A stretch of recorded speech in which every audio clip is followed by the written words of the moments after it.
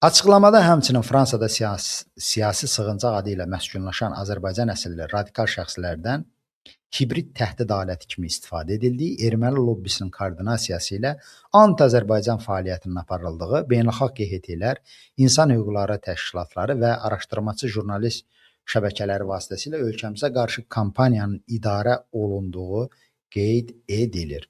Dostlar, gəlin burada bir məsələni özümüz üçün aydınlaşdıraq ki, Azərbaycanın imicimiz bizim necədir ki, onu pis şəkildə Fransa mətbuatı göstərməyə çalışır öz auditoriyasına.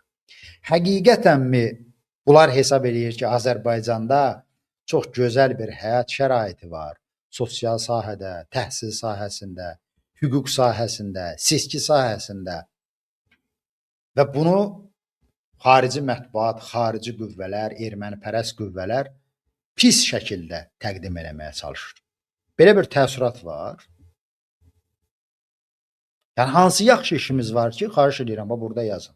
TikTokda da, WhatsAppda da, başqa yerdə də, nə bilim, Facebookda da, YouTube'da da yazın mənə ki. Bizim hansı yaxşı işimiz var ki, onu Fransa mətbuatı, dünya mətbuatı öz oxucularına, auditoriyasına pis şəkildə göstərir.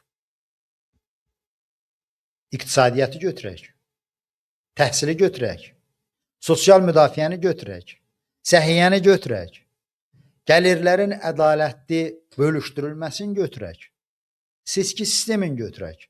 Nədir də yaxşı? Bizim bir dənə yaxşı, hələ ki, indiki şəraitdə yaxşı yeməklərimizdir, mətbəximizdir. Mən onu da məhz yağ və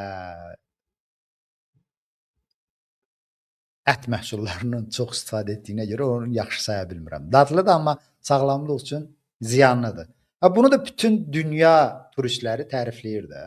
Yaxşıya yaxşı deyirlər. Azərbaycana gələn xarici diplomatlar da bizim yeməyimizi tərifləyir. Nə bilim, blogerlər də, müğənnilər də filan deyir ki, çox gözəl yeməyiniz, içməyiniz, mətbəxiniz var. Neynəsinlər? Getsinlər Məzahir Pənahovun fokus göstərən seçkisin dünyaya yaxşı bir şey kimi təqdim eləsinlər.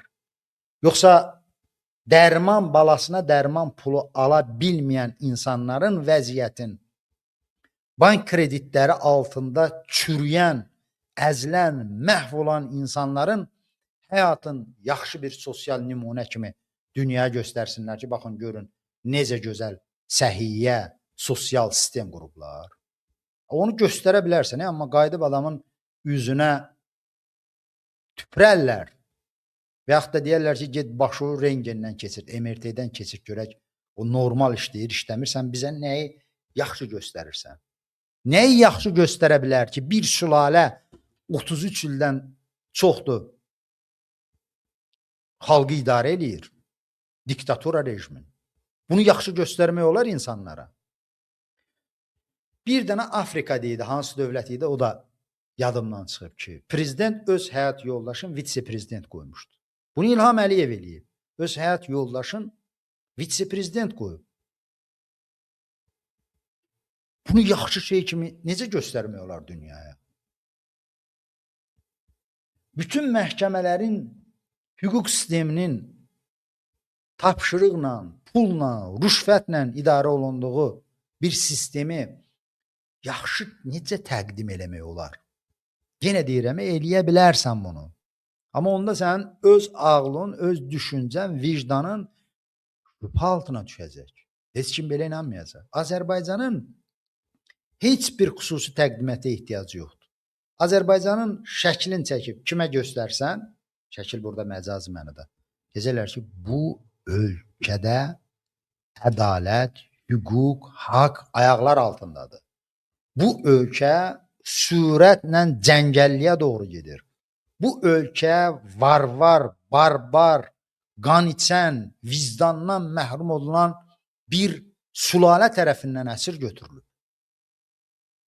Ölkənin jurnalistlərinin haqq dediyinə görə qadın, kişi, yaşlı, xəstə demədən həbsxanaya doldurulan bir hakimiyyətdən danışırıq biz.